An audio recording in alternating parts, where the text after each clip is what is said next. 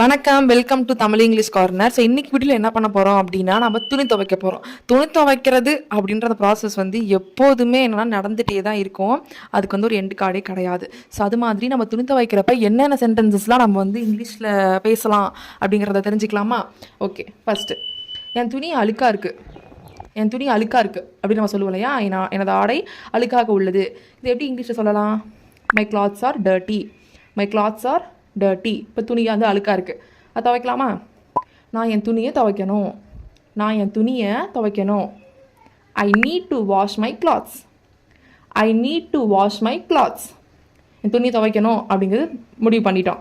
Next வேறு யாராவது பக்கத்தில் இருந்தாங்கன்னா அவங்க துணி சேர்த்து துவைக்க போகிறோம். அவன் துணியெல்லாம் கூடையில் போடு, உன் துணியெல்லாம் கூடையில் போடு அப்படின்னு நம்ம சொல்லுவோம் இல்லையா? அது எப்படி சொல்லலாம்? Put your clothes in laundry basket.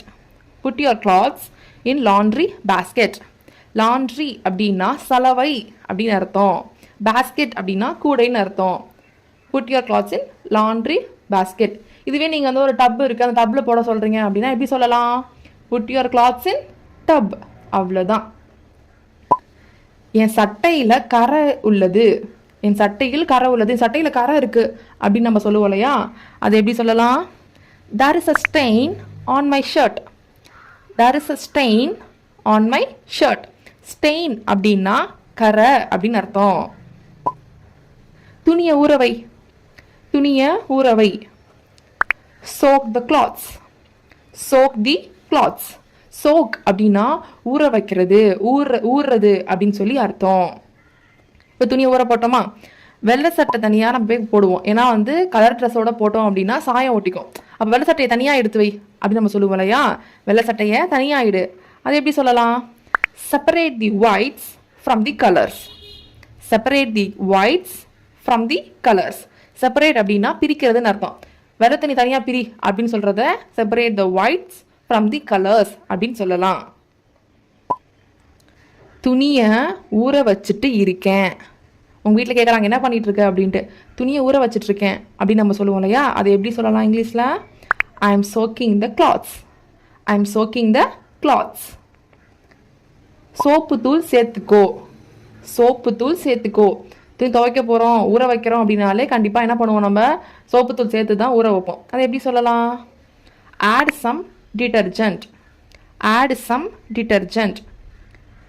Detergent அப்படின்னா சோப்பு தூள் அப்படின்னு அர்த்தம். கொஞ்சம் சேர்த்துக்கோனா ஆடுனா சேர்த்துக்கிறதுன்னு அர்த்தம்.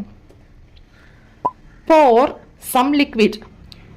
Pour some liquid. இதுவே நீங்கள் வந்து சோப்பு தூள் சேர்க்காம இந்த லிக்விட்லாம் இருக்கும் பார்த்துருக்கீங்களா? ஸோ அது சேர்க்க போறீங்க அப்படின்னா அந்த இடத்துல போர் அப்படின்ற வார்த்தை யூஸ் பண்ணலாம். போர் அப்படின்னா ஊத்துறதுன்னு அர்த்தம். ஓகேவா? இப்போ வந்து பவுடர் இருக்குது, நம்மளுக்கு சோப்பு தூள் இருக்குது, அந்த தூளை போய் ஊற்றுன்னு நம்ம சொல்ல மாட்டோம். அப்போ தூள் இருந்துச்சுன்னா ஆட் யூஸ் பண்ணிக்கலாம். லிக்விடுக்குமே ஆட் யூஸ் பண்ணலாம். பட் போர் அப்படின்னா கொஞ்சம் ஆப்டாக இருக்கும். போர் அப்படின்னா ஊற்றுறது, அதனால வந்து லிக்விட் கொஞ்சம் ஊற்றிக்கோ அப்படின்னு சொல்கிறத போர் சம் லிக்விட் அப்படின்னு சொல்லலாம். நான் எப்போதும் சோப்புத்தூள் போடுவேன். நான் எப்போதும் சோப்புத்தூள் தான் போடுவேன், வேறு எதுவுமே யூஸ் பண்ண மாட்டேன் அப்படிங்கிறத எப்படி சொல்லலாம்? ஐ always use detergent to wash my clothes அப்படி சேர்த்து கூட சொல்லலாம். நான் எப்பவுமே என் துணியை துவைக்கிறதுக்கு என்ன யூஸ் பண்ணுவேன்? சோப்புத்தூள் தான் யூஸ் பண்ணுவேன் அப்படிங்கிறத I always use detergent to wash my clothes. இது லிக்விட் யூஸ் பண்ணுறவங்களா இருந்தால் I always use liquid to wash my clothes. என் துணி துவைக்கிறதுக்கு நான் எப்பயுமே லிக்விட் தான் யூஸ் பண்ணுவேன் அப்படின்னு சொல்லலாம். ஓகே, இப்போ வந்து துணியை வந்து ஊற வச்சிட்டோம். இப்போ நெக்ஸ்ட்டு துவைக்க போகிறோம். துணியை மெதுவாக தேய். நம்ம என்ன பண்ணுவோம்? ப்ரஷ்ஷை வச்சு தேய்ப்போம் இல்லையா? அது எது எப்படி வேகமாக தேய்ப்போமா? நோ, கொஞ்சம் பொறுமையாக தானே தேய்ப்போம். அது எப்படி சொல்லலாம்? Rub the clothes gently. Rub the clothes gently. இந்த இடத்துல பொறுமையாக துவை, மெதுவாக துவைங்கிறதுக்காக ஸ்லோலி அப்படின்னு சொல்லி போடலாமான்னா நோ, ஜென்ட்லி அப்படின்னு போடலாம். ஜென்ட்லி அப்படின்னா கொஞ்சம் நிதானமாக துவை, கொஞ்சம் பார்த்து துவை, அந்த மாதிரி வார்த்தைகள்லாம் இது சொல்கிறான். மெதுவா அப்படிங்கிறது இந்த இடத்துல ஸ்லோ அப்படிங்கிறது மீனிங் கிடையாது. ஜென்ட்லி அப்படி, ஜென்ட்லினா கொஞ்சம் நிதானமாக துவை அப்படின்னு அர்த்தம். ரப் த கிளாத்ஸ் ஜென்ட்லி. ரப் அப்படின்னா தேய்க்கிறதுன்னு அர்த்தம். ஓகே, இப்போ துணியை நம்ம துவைச்சிட்டோம். நெக்ஸ்ட் என்ன பண்ணணும்? துணியை அலசணும் தானே? துணியை அலசு. துணியை அலசு. நான் எல்லா தமிழ் வார்த்தையுமே ரொம்ப அப்படியே தூய தமிழெல்லாம் சென்டென்ஸ் ஃபார்ம் பண்ணியிருக்க மாட்டேன். நம்ம டே டு டே லைஃப்பில் என்ன வார்த்தை சொல்லி யூஸ் பண்ணுவோமோ அதை தான் போட்டிருக்கேன். ஓகேங்களா? rinse the cloths. rinse the cloths. Rinse அப்படின்னா அலசு அப்படின்னு அர்த்தம். நல்லா தெரிஞ்சு வச்சுக்கோங்க. வெக்காபுலரிஸ் இங்கே நிறையா நம்மளுக்கு இருக்குது.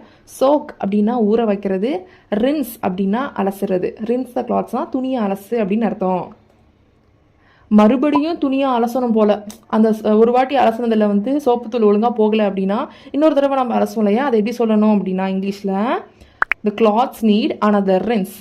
the cloths need another rinse. another அப்படின்னா மறுபடியும் அப்படின்னு அர்த்தம். இல்லை வேறனா கூட அதர் வரும். another அப்படின்னா இன்னொரு வாட்டி மறுபடியும் அப்படின்னு சொல்லலாம். the cloths need another rinse அப்படின்னா என்ன அர்த்தம்? துணியை இன்னொரு தடவை அலசணும் போல அப்படின்னு சொல்லலாம். 2 தடவை அலசு, 2 தடவை அலசு. இதை நீங்களே ட்ரை பண்ணுங்க. 2 தடவை அலசு. அலசுனா நம்ம என்ன பார்த்தோம்? ரின்ஸ் அப்படின்னு சொல்லி பார்த்துட்டோம். 2 அப்படின்னா என்னது? 2 அப்படின்னு சொல்லி பார்த்துட்டோம். தடவை அப்படின்னா டைம்ஸ் அப்படின்னு சொல்லலாம். 2 தடவை அப்படின்னா 2 டைம்ஸ் அப்படின்னு அர்த்தம். அப்போ 2 டைம்ஸ் ரின்ஸ் அப்படி சொல்லலாமா? சரி பார்ப்போம், ஆன்சர் பார்க்கலாமா? ரின்ஸ் த கிளாத் ட்வைஸ். ட்வைஸ் அப்படின்னாலும் 2 தடவை அப்படின்னு தான் அர்த்தம். இப்போ எப்படி சொல்லலாம்? Rinse the clothes twice.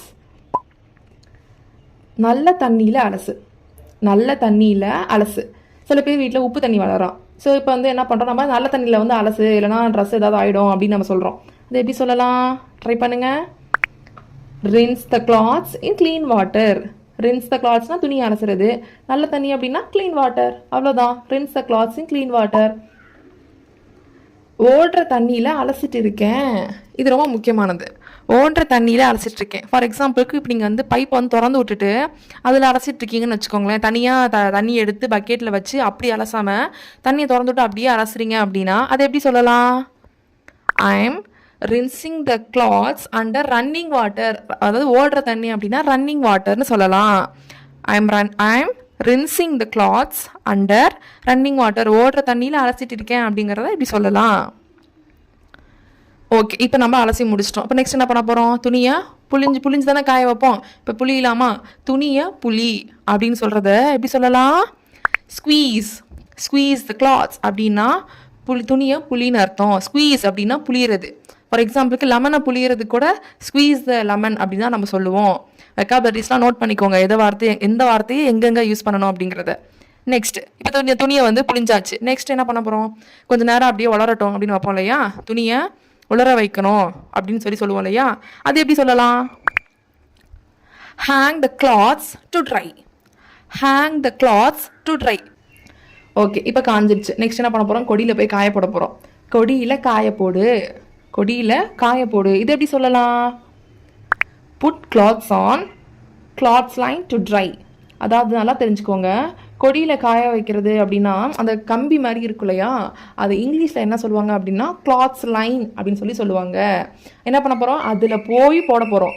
அதனால தான் put clothes on clothes line to dry. Dry அப்படின்னா காயறதுன்னு அர்த்தம். கொடியில் காய போடு அப்படிங்கிறத put clothes on clothes line to dry. அவ்வளோதான். நெக்ஸ்ட்டு, இப்போ வந்து கேட்குறாங்க துணி எங்கே காஞ்சிட்டு இருக்கு அப்படி கேட்குறாங்க. வெயிலில் காஞ்சிட்டு இருக்கு. துணி வெயிலில் காஞ்சிட்டு இருக்கு. அது எப்படி சொல்லலாம்? நம்ம துணினா கிளாத்ஸ்ன்னு தெரியும், காஞ்சிட்டு இருக்குது அப்படின்னா ட்ரைன்னு தெரியும். அது எப்படி இங்கிலீஷ் சொல்லலாம்? நீங்களே அப்படியே ஃப்ரேம் பண்ணுங்கள். தமிழ் சொன்ன உடனே என்ன வார்த்தை வரும் அப்படிங்கிறத நீங்கள் ஃப்ரேம் பண்ணிங்கன்னா உங்களுக்கு ரொம்ப ஈஸியாக இங்கிலீஷ் வந்துடும். ஆன்சர் பார்க்கலாமா? இந்த clothes are drying in the sun. இந்த clothes are drying in the sun. வெயிலில் காஞ்சிட்டு இருக்கு அப்படிங்கிற எப்படி சொல்லலாம்? இந்த clothes are drying in the Sun.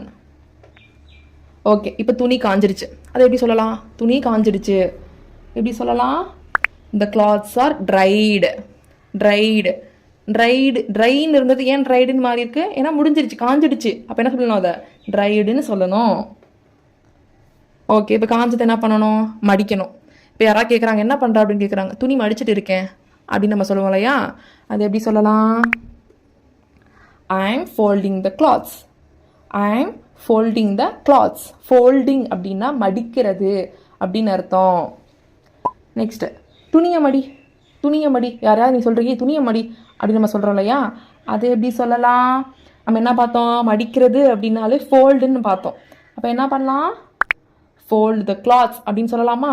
Fold the clothes. Okay, fold the laundry. Fold the laundry.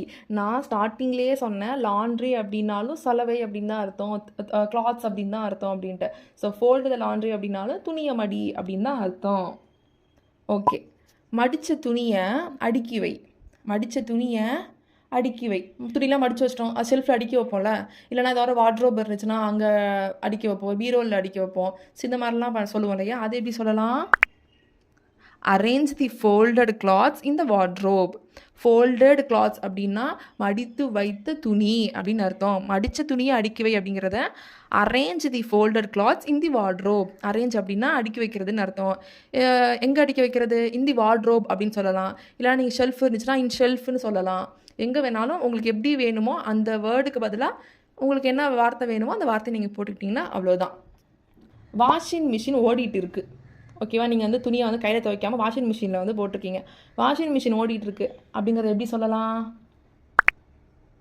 Washing machine is running சொல்லலாம். தி washing machine is running அப்படின்னா என்ன அர்த்தம்? வாஷிங் மிஷின் ஓடிட்டு இருக்கு அப்படின்னு சொல்லி அர்த்தம். இந்த சென்டென்ஸ்லாம் ரொம்பவே உங்களுக்கு யூஸ்ஃபுல்லாக இருந்திருக்கும். இந்த வீடியோ பிடிச்சிருந்துச்சுன்னா லைக் பண்ணுங்கள், ஷேர் பண்ணுங்கள், கமெண்ட் பண்ணுங்கள், மறக்காமல் சப்ஸ்கிரைப் பண்ணிக்கோங்க. இன்னொரு வீடியோவில் பார்க்கலாம். தேங்க்யூ.